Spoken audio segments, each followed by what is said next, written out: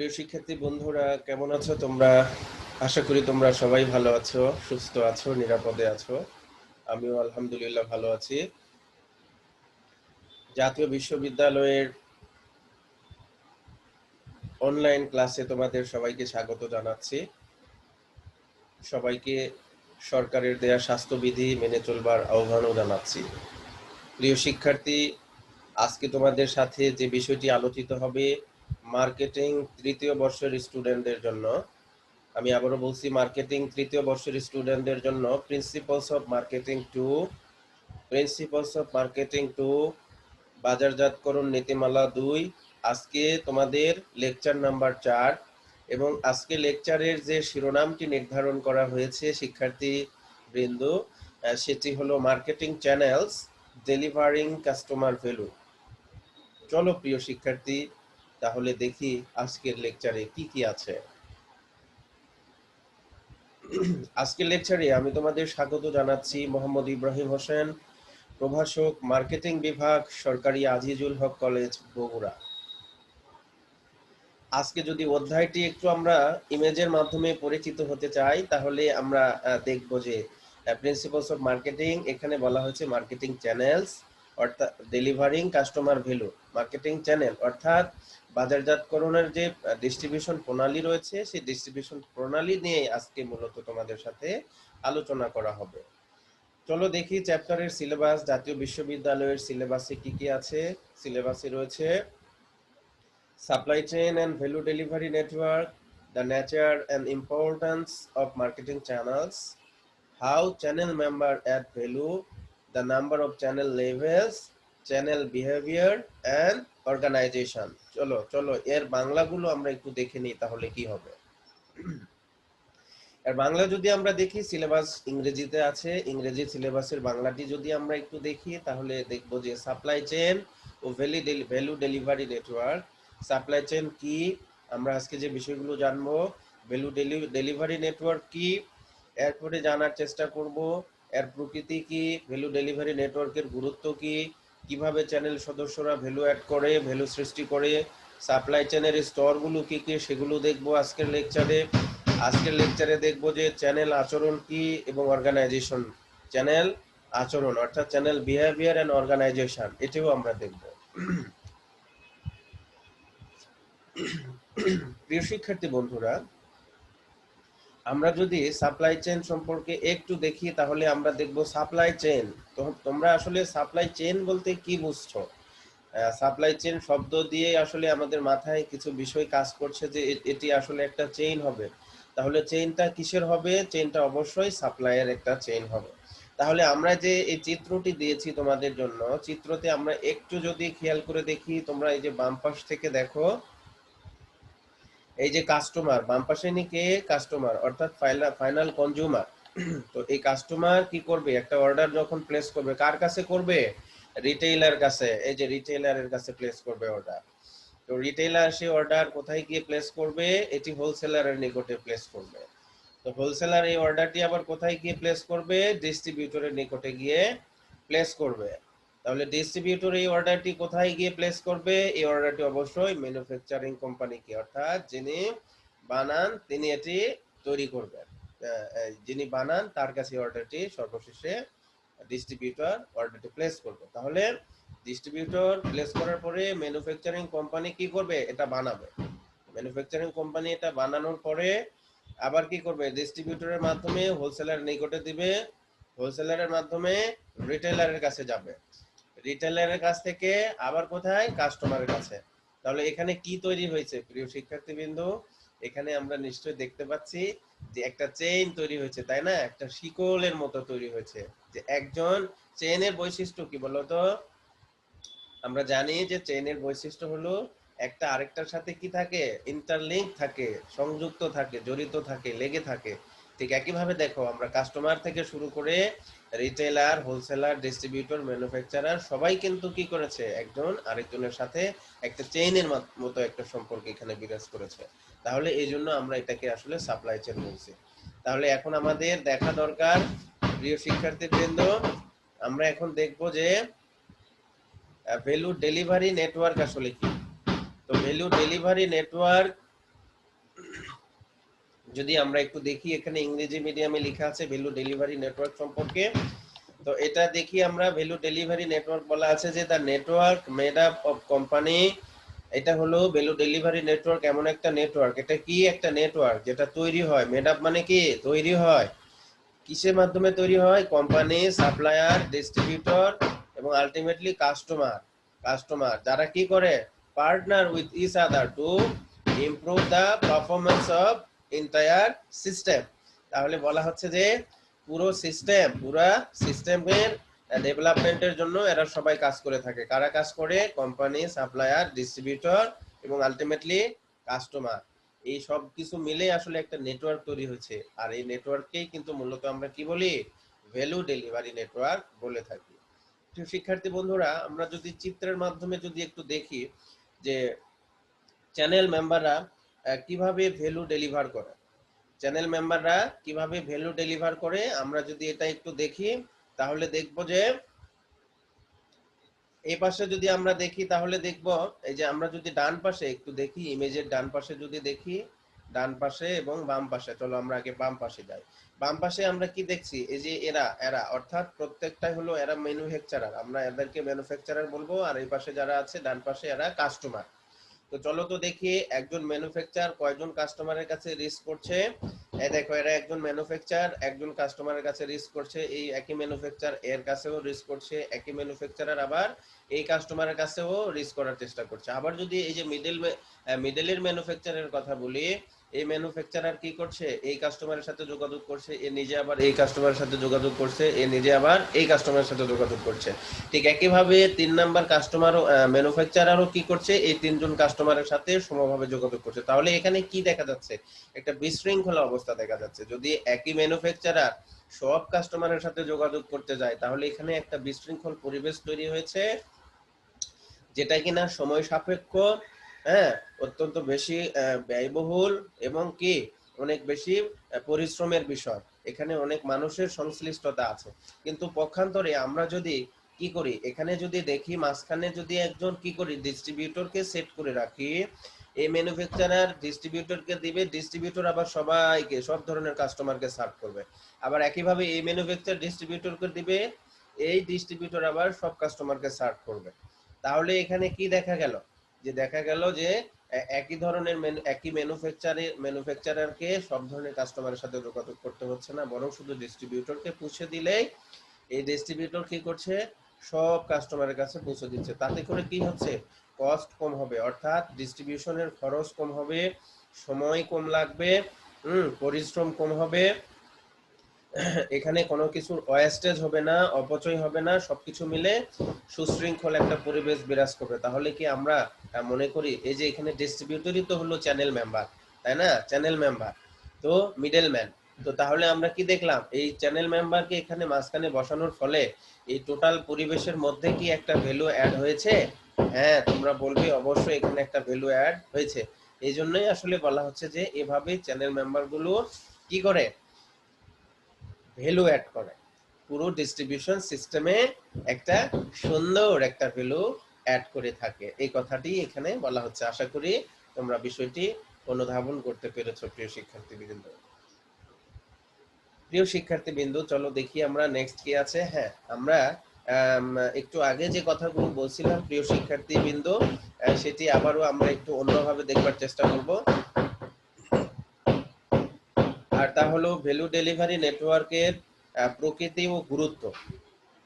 Value delivery নেটওয়ার্কের প্রকৃতি ও গুরুত্ব, the nature and importance of marketing channel, the nature and importance of marketing channels. চলো দেখি marketing channel যেটি আমরা দেখলাম, এই চ্যানেলের আসলে কি কি গুরুত্ব আছে এবং এর প্রকৃতিটা কি।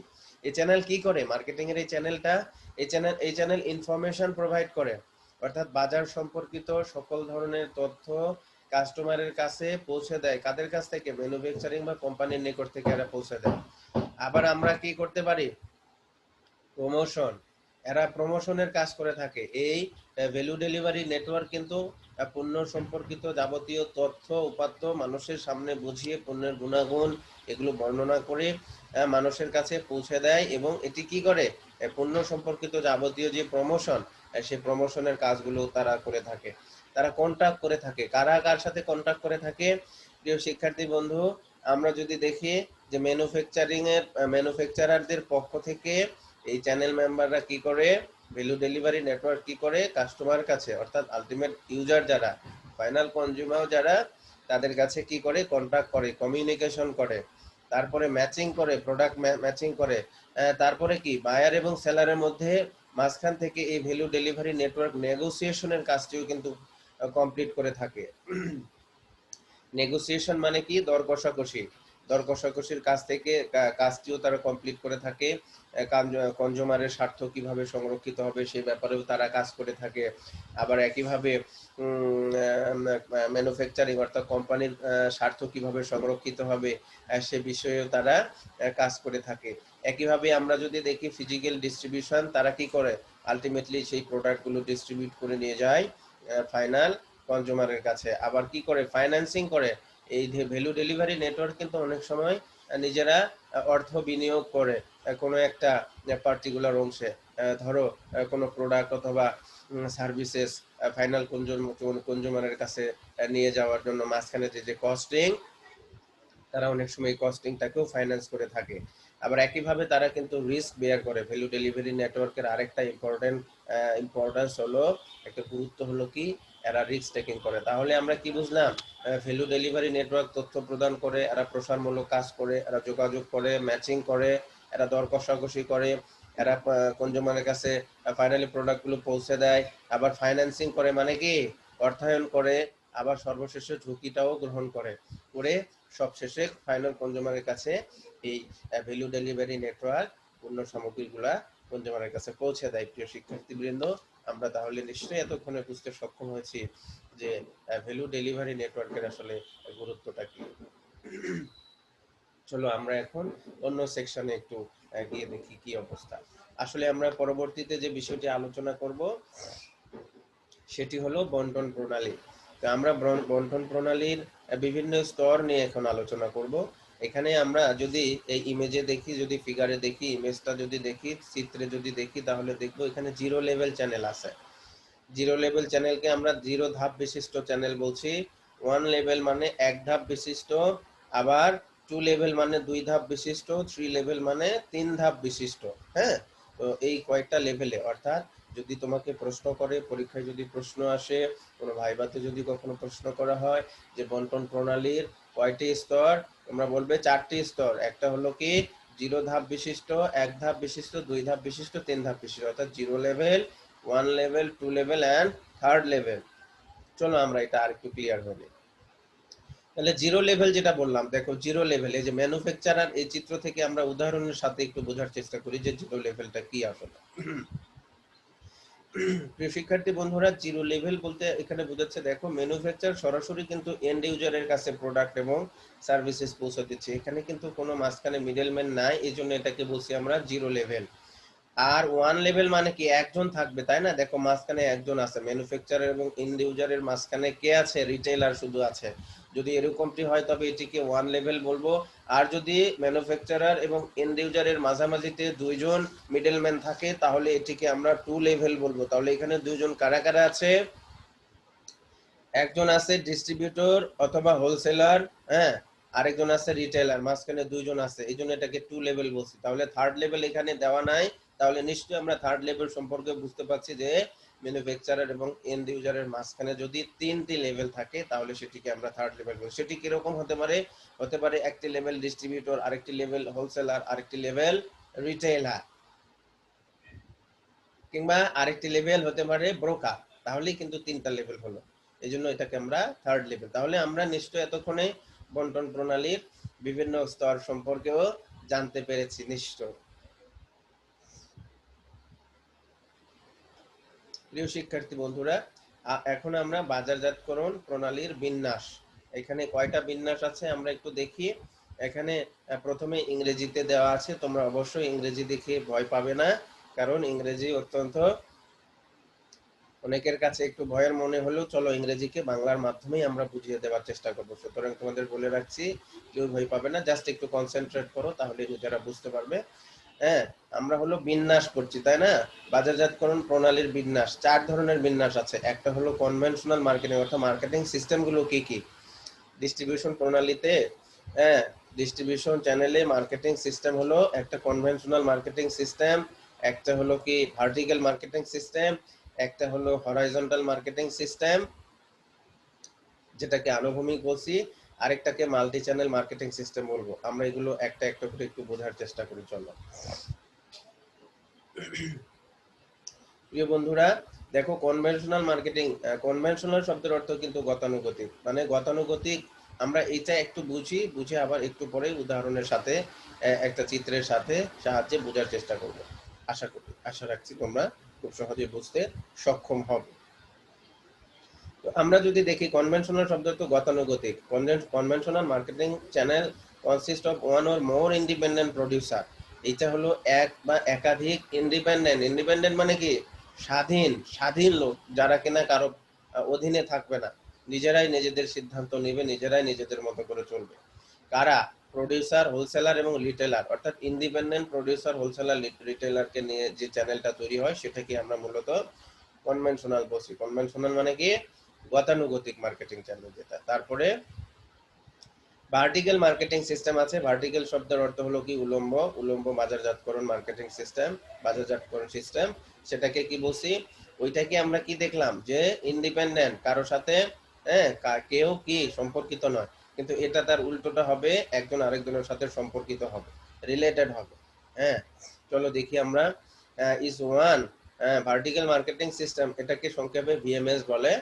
is one in which the main member of a distribution channel, producer, wholesaler and retailer, এরা কি করে? work together as a unified group। এরা কি করে? ইউনিফাইড গ্রুপ, একটা গ্রুপে কাজ করে। কারা কারা? প্রোডিউসার, হোলসেলার, রিটেলার, সবাই যদি একসাথে একটা গ্রুপে কাজ করে তবে সেটাকে আমরা উলম্ব বাজারজাতকরণ সিস্টেম বলবো। প্রিয় শিক্ষার্থী বন্ধুরা, আমরা তাহলে প্রথমে কনভেনশনালে আমরা কি দেখলাম? যে এরা ইন্ডিপেন্ডেন্ট, অর্থাৎ কেউ কারোর সাথে কি সম্পর্কিত নয়, নিজেরা নিজেদের মতো করে স্বাধীন।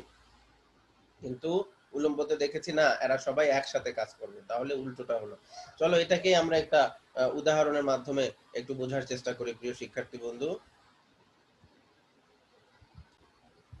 সেই উদাহরণটা কি আসলে আমরা এখন দেখি। উদাহরণের মধ্যে প্রথমে আছে প্রোডিউসার।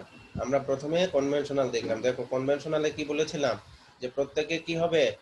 ইন্ডিপেন্ডেন্ট হবে, স্বাধীন হবে, কেউ কারো পরাধীন হবে না, পরাধীন থাকবে না, সে কথাটি বলা হয়েছিল, তাই না? তো তাহলে আমরা দেখি প্রোডিউসার এরা নিজেরাই নিজেদের মতো কাজ করে, কেউ কারোর সাথে সম্পর্কিত নয়। হোলসেলার একইভাবে, রিটেলার এবং কনজিউমার। কিন্তু এখানে দেখো প্রোডিউসার, হোলসেলার, রিটেলার কিন্তু একই সাথে ইউনিফাইড একটা গ্রুপে কাজ করছে। এরা কিন্তু একটা আরেকটার সাথে রিলেটেড। এজন্য ভার্টিক্যাল মার্কেটিং সিস্টেমটা হলো কি? রিলেটেড। আর হলো কনভেনশনাল মার্কেটিং সিস্টেমটা কি? ইন্ডিপেন্ডেন্ট, কারো সাথে কারো মিল নাই। নিশ্চয়ই এই উদাহরণের মাধ্যমে তোমরা এতক্ষণে ভার্টিক্যাল মার্কেটিং সিস্টেম এবং কি এই যে কনভেনশনাল মার্কেটিং চ্যানেলটা বুঝতে সক্ষম হয়েছে আশা করছি। প্রিয় শিক্ষার্থী, আমরা ভার্টিক্যাল মার্কেটিং সিস্টেম জানবো যে 3 ধরনের। একটা হলো ভিএমএস, 3 ধরনের: কর্পোরেট ভিএমএস, কন্ট্রাকচুয়াল ভিএমএস, আরেকটা কি? অ্যাডমিনিস্ট্রেটেড ভিএমএস। তোমরা শুধু এই 3টার প্রকারভেদ জেনে রাখবে পরীক্ষায় আসলে, যাতে করে আনসার করতে পারো। এরপরে আমরা হরাইজন্টাল মার্কেটিং সিস্টেমের কথা জানবো। তো horizontal marketing system is a form of distribution channel wherein two or more companies at the same level, unrelated and independent to each other, come together to gain the economies of scale। তাহলে horizontal marketing সিস্টেমে কি হলো? Two or more company, এক বা একাধিক company at the same level, একই লেভেলে, but কি হবে? আনরিলেটেড, কেউ কারোর সাথে রিলেটেড হবে না, এবং প্রত্যেকে ইন্ডিপেন্ডেন্ট, এবং সবাই কাজ করবে ইকোনমিক একটা গেইন করবার জন্য। তারা নিশ্চয়ই সেখানে কাজ করবে। সেটাকে আমরা কি বলছি? Horizontal marketing system. একইভাবে মাল্টি চ্যানেল, তোমরা মাল্টি চ্যানেল শব্দ দিয়েই কিন্তু মাল্টি চ্যানেলের একটা রূপ, একটা প্রকৃতি নিশ্চয়ই বুঝবার চেষ্টা করছো, অনুধাবন করছো। মাল্টি চ্যানেল বলতে আমরা মেনলি বুঝি যে এখানে অনেকগুলো চ্যানেলের ব্যবহার করা হবে। তাহলে চলো তো দেখি ইংরেজি সংজ্ঞাতে আসলে কি বলা হয়েছে। ইংরেজি সংজ্ঞাতে ঠিক এরকমটি বলা হয়েছে যে multi channel refers to the practice of interacting with customers using a combination of indirect and direct communication channel। এখানে এরা অনেকগুলো ডাইরেক্ট এবং ইনডাইরেক্ট কমিউনিকেশন চ্যানেলগুলো ইউজ করে কাজ করবে। একটা হলো কিরকম এই চ্যানেলগুলা? হ্যাঁ, মার্কেটিং সিস্টেম যদি বেশ কয়েকটি চ্যানেল ইউজ করে কাজ করে তবে সেটিকে আমরা মাল্টি চ্যানেল মার্কেটিং বলবো, সেটি এতক্ষণে বুঝতে পেরেছি। তাহলে তারা সেই মাল্টি চ্যানেলের মধ্যে কি কি চ্যানেলগুলো ইউজ করে চলো সেটি আমরা একটু দেখি। চ্যানেলগুলোর মধ্যে রয়েছে এই যে ওয়েবসাইট, রিটেইল, রিটেইল স্টোরস এর মাধ্যমে হতে পারে, মেইল অর্ডারের মাধ্যমে হতে পারে, ক্যাটালগস হতে পারে, ডাইরেক্ট মেইল হতে পারে, ইমেইলের মাধ্যমে হতে পারে, এরা মোবাইলের মাধ্যমে যোগাযোগ করতে। এই যে আমরা যদি গ্রাফটা দেখি এখানে ইমেইল আছে, ডাইরেক্ট মেইল আছে, ওয়েবসাইট আছে, রিটেল স্টোরস এর মাধ্যমে, মেইল অর্ডারের মাধ্যমে, ক্যাটালগ, মোবাইল ফোন, বিভিন্ন কিছুর মধ্য দিয়ে যদি তারা চ্যানেল যোগাযোগটা অক্ষুণ্ণ রাখে, তাহলে সেটিকে আমরা কি বলবো? Multi channel marketing system. প্রিয় শিক্ষার্থী বন্ধুরা, তোমরা নিশ্চয়ই এতক্ষণে বুঝতে পেরেছো যে 4 ধরনের মার্কেটিং সিস্টেম আছে। একটা হলো কি ডিস্ট্রিবিউশন চ্যানেলে 4 ধরনের মার্কেটিং সিস্টেম, যার অর্থ হলো বাজারজাতকরণ প্রণালীর বিন্যাস। 4 ধরনের বিন্যাস আছে। একটা হলো কি কনভেনশনাল মার্কেটিং সিস্টেম। কি দেখলাম আমরা? আমরা দেখেছি কনভেনশনাল মার্কেটিং সিস্টেম একটা ভার্টিক্যাল মার্কেটিং সিস্টেম, যেটাকে আমরা সংক্ষেপে কি বলছি? ভিএমএস বলছি। এরপরে কি আছে?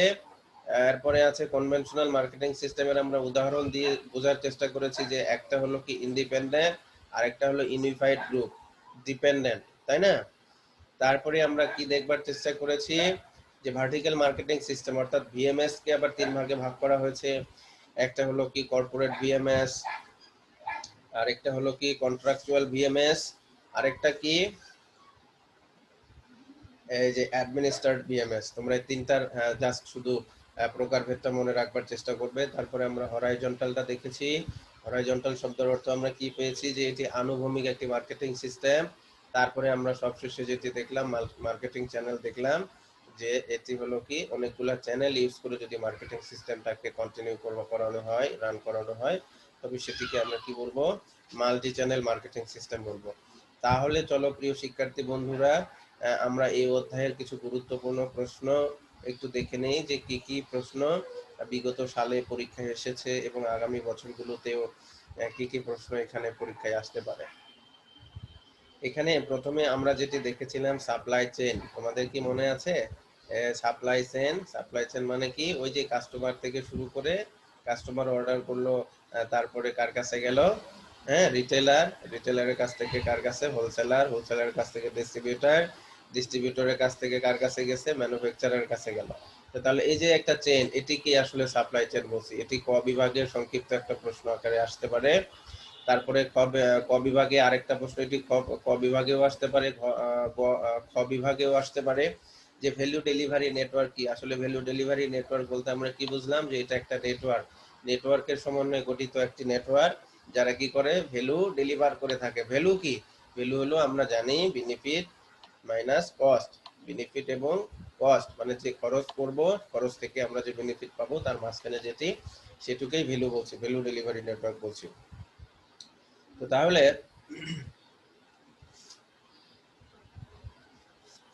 এই ভ্যালু ডেলিভারি নেটওয়ার্কে আসলে কি আছে?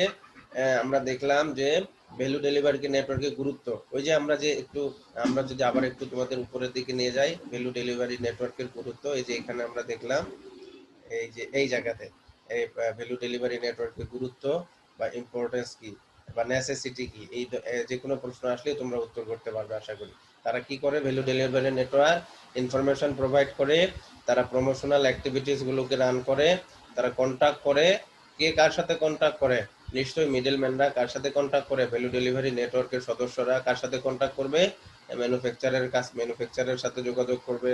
একই ধারে কি করবে? তারা আবার কাস্টমারের সাথেও যোগাযোগ করবে, ম্যাচিং করবে, প্রোডাক্টের ম্যাচিং, যেভাবে চেয়েছে ঠিক সেভাবে ম্যাচ করতে পারছে কিনা, অর্থাৎ কাস্টমারের এক্সপেকটেশন, হ্যাঁ, আর কোম্পানি যেটি প্রডিউস করলো, এই দুটোর সাথে ম্যাচ করে দিবে। সেই কাজটিও কিন্তু তারা করে থাকে। নেগোসিয়েশন করবে, ফিজিক্যালি ডিস্ট্রিবিউট করে দিবে তাদেরকে, প্রোডাক্টটি তাদের কাছে পৌঁছে দিবে। যদি প্রয়োজন হয় তারা ফাইন্যান্সিয়াল সাপোর্টও দিবে। আবার ইভেন তারা কি করে? আবার রিস্কও বেয়ার করে থাকে। তারা ঝুঁকি গ্রহণ, পুরো সিস্টেমটাকে সুন্দর করে স্মুথলি রান করবার জন্য তারা কিন্তু আবার রিস্কও অনেক সময় বেয়ার করে থাকে। তাহলে কি নিশ্চয়ই আমরা এই যে ভ্যালু ডেলিভারি নেটওয়ার্কের প্রয়োজনীয়তা, গুরুত্ব কি, সেটি আমরা নিশ্চয়ই এতক্ষণে বুঝতে পেরেছি প্রিয় শিক্ষার্থী বন্ধুরা। চলো দেখি আর কি প্রশ্ন আছে। আর যে প্রশ্ন আছে সেটি হলো যে কিভাবে চ্যানেল সদস্যরা ভ্যালু সৃষ্টি করে। আমরা নিশ্চয়ই দেখেছি কিভাবে চ্যানেল সদস্যরা ভ্যালু সৃষ্টি করে। তারপরে সাপ্লাই চেনের স্তর সমূহ কি কি, সাপ্লাই চেনের ওই যে ভ্যালু কিভাবে চ্যানেল সদস্যরা ভ্যালু সৃষ্টি করে, এটা নিশ্চয়ই তোমরা মনে করতে পারছো। ওই যে আমরা কাস্টমার এবং ম্যানুফ্যাকচারের কাজ যে বিষয়গুলো দেখালাম যে একই ধরনের কাস্টমার কি করছে, এই যে এই জায়গাতে আমরা যদি একটু উপরে যাই তাহলে দেখবো ওই প্রশ্নের উত্তরটা আসলে এই জায়গাতেই আছে। এই যে এইখানে দেখো যে কিভাবে ভ্যালু চ্যানেল মেম্বাররা ভ্যালু অ্যাড করে। এই যে কাস্টমাররা কি করছে, একই ম্যানুফ্যাকচারার আর একই ম্যানুফ্যাকচারার তিনজন কাস্টমারের সাথে যোগাযোগ করছে। হ্যাঁ, তাহলে কি হয়েছে এখানে তিনজন ম্যানুফ্যাকচারার তিনজন কাস্টমার, 3 3 9 জন হয়েছে। আর এখানে মাত্র একজন ম্যানুফ্যাকচারার একজন ডিস্ট্রিবিউটর মাঝখানে সেট করলে মাত্র একজনের সাথে যোগাযোগ করলে উনি আবার বাকি সবগুলোর সাথে যোগাযোগ করবেন। তাতে করে কি হলো, সময় বেঁচে গেল, খরচ কম হলো। হ্যাঁ, তাহলে হ্যাসেল কম হলো, ম্যান পাওয়ার কম এখানে আমরা যোগ করতে সক্ষম হয়েছি। সেটি হলো সবকিছু মিলে কিন্তু আসলে চ্যানেল মেম্বাররা এখানে সুন্দর সিস্টেমেটিক একটা কি করতে পারলো, ভ্যালু অ্যাড করতে সক্ষম হয়েছে। তাহলে আশা করি আমরা সেই প্রশ্নের উত্তরটিও ভালোভাবে দিতে পারবো। আচ্ছা, এখানে সাপ্লাই চেনের ভ্যালু ডেলিভারি অর্থাৎ কি, কিভাবে চ্যানেল সদস্যরা ভ্যালু অ্যাড করে সেটি দেখলাম। সাপ্লাই চেনের স্তর, ওই যে প্রিয় শিক্ষার্থী বন্ধুরা আমরা দেখেছি না, সাপ্লাই চেনের চারটা স্তর আছে। একটা 0 লেভেল, একটা হলো কি 1 লেভেল, একটা 2 লেভেল, একটা 3 লেভেল, অর্থাৎ থার্ড লেভেলকে বলছি আমরা সাপ্লাই চেনের স্তর। তো তাহলে এই চারটা স্তর যদি আমরা ব্যাখ্যা করি তাহলেই আমরা কি করব, সাপ্লাই চেনের স্তরগুলো জানতে পারবো। এখানে একটা প্রশ্ন অনেক সময় গ বিভাগে এই প্রশ্নটা এসে থাকে। প্রশ্নটা ঠিক এরকম যে প্রণালী দ্বন্দ্ব কি। প্রণালী দ্বন্দ্ব বলতে ওই যে আমরা যেটা দেখলাম মার্কেটিং সিস্টেম যেগুলো দেখলাম, অর্থাৎ প্রণালী দ্বন্দ্ব মানে টোটাল যে প্রণালীটা, এখানে wholesaler, retailer, distributor, middleman company, এরা যে প্রণালী, টোটাল যে প্রণালী নেটওয়ার্ক। হ্যাঁ, এরা একজন প্রত্যেকেই চায় যে সঠিকভাবে অল্প সময়ে কি করবার, প্রোডাক্টটি কনজিউমারের কাছে পৌঁছে দিয়ে নিজস্ব যে স্বার্থ, সেটি স্বার্থটা কি, তারা হলো প্রফিট ম্যাক্সিমাইজ করা, প্রত্যেকেই চায়। তো চাইতে গিয়ে একজন আরেকজনকে টপকে গিয়ে অনেক সময় প্রফিট ম্যাক্সিমাইজেশনের যে কাজগুলো করে, তাতে করে একজন চ্যানেল মেম্বারের সাথে আরেকজন চ্যানেল মেম্বারের স্বার্থ রিলেটেড, নিজস্ব স্বার্থ রিলেটেড যে দ্বন্দ্বগুলো হয়, সংগঠিত হয়, সেগুলোই কেই কিন্তু আমরা আসলে প্রণালী দ্বন্দ্ব বলে থাকবো। তাহলে প্রণালী দ্বন্দ্ব যদি হয় তাহলে প্রণালী দ্বন্দ্ব কি কি কারণে হয়, সেই কারণগুলো যদি আমরা ব্যাখ্যা করি এবং সেই কারণগুলো যদি আমরা সলভ করতে পারি তাহলে সেই কারণগুলো সলভ করলে কিন্তু প্রণালী দ্বন্দ্ব নিরসনও আমরা করতে পারবো। এই জন্য এখানে বলা হচ্ছে প্রণালী যে দ্বন্দ্ব রয়েছে এই দ্বন্দ্ব নিরসনের উপায় কি সেটিও আমাদেরকে এখানে লিখতে হবে। তো যাই হোক, আমরা তাহলে এই চ্যাপ্টারের সম্ভাব্য যে প্রশ্নগুলো আসবার মতো পরীক্ষায় আগামীতে তোমাদের আসবার মতো রয়েছে, সবকিছু প্রশ্নই আমরা টাচ করেছি, সবকিছু প্রশ্নই আমরা দেখবার চেষ্টা করেছি। আর আমি বিশ্বাস করি যে তোমরা এই লেকচারটি সুন্দর করে তোমার নিজের মতো করে বোঝার চেষ্টা করেছো এবং তোমরা বুঝেছো। আশা করি এটি পরীক্ষায় আসলে তোমরা সফলতার সাথে এই চ্যাপ্টারের যে কোনো প্রশ্ন তোমরা মিট করতে পারবে। তাহলে চলো সর্বশেষ আমরা একবার একটু প্রথম থেকে সামারি করে আসি। আজকে আমরা কি কি পড়লাম। আজকে আমরা যেটা পড়লাম সেটা হলো, প্রথমে আমরা দেখলাম সাপ্লাই চেইন কি, এটা একটা চেইনের মতো কাজ করে, প্রত্যেকটা একটা আরেকটার সাথে জড়িত, এই জন্য এটাকে আমরা সাপ্লাই চেইন বলছি।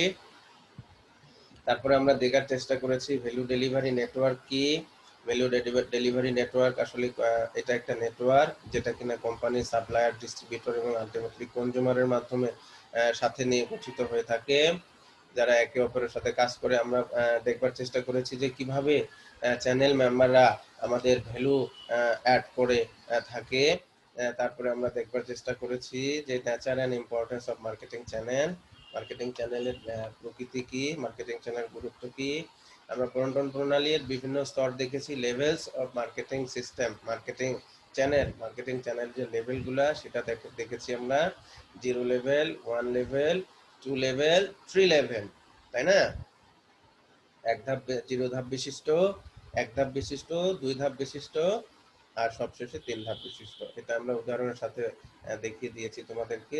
সবশেষে আমার বাজারজাতকরণ প্রণালীর বিন্যাসটি দেখেছি। 4 ধরনের বিন্যাস আছে। একটা হলো কনভেনশনাল মার্কেটিং সিস্টেম, একটা হলো ভার্টিক্যাল মার্কেটিং সিস্টেম, আর একটাকে বলছি কি, এটা উদাহরণ দিয়ে দেখিয়ে দিয়েছি তোমাদেরকে।